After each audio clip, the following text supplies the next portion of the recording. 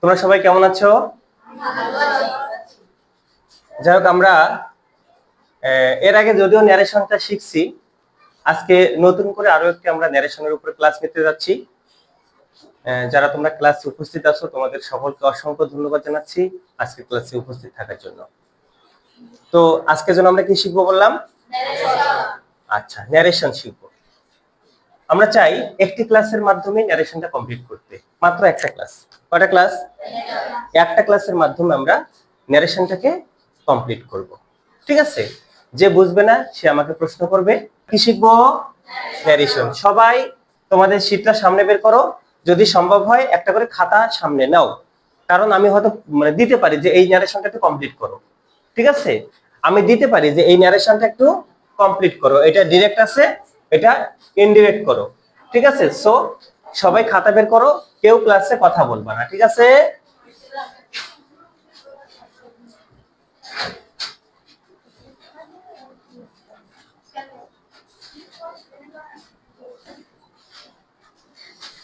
আচ্ছা, ন্যারেশনের আরো একটা নাম আমরা জানি, সেটা কি বলতো?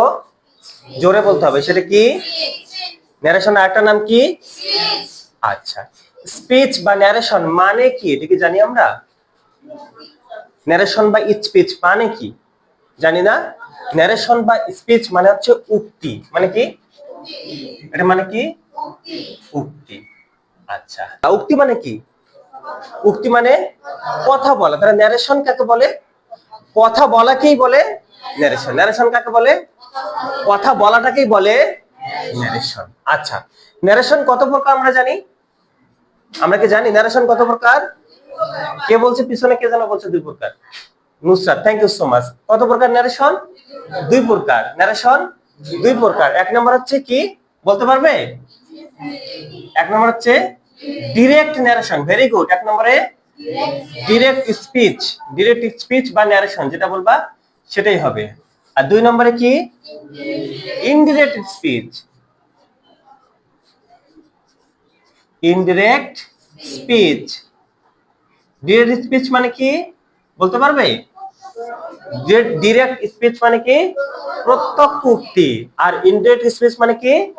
পরোক্ষ উক্তি। বুঝা গেছে? ডিরেক্ট স্পিচ মানে প্রত্যক্ষ উক্তি, আর ইনডিরেক্ট স্পিচ মানে পরোক্ষ উক্তি। আচ্ছা, ন্যারেশন মানে যেহেতু উক্তি বা কথা, ন্যারেশন মানে কি?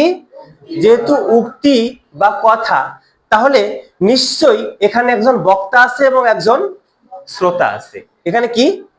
একজন বক্তা আছে এবং একজন শ্রোতা আছে। বক্তা আর শ্রোতা ছাড়া তো কথা হতে পারে না, পারে?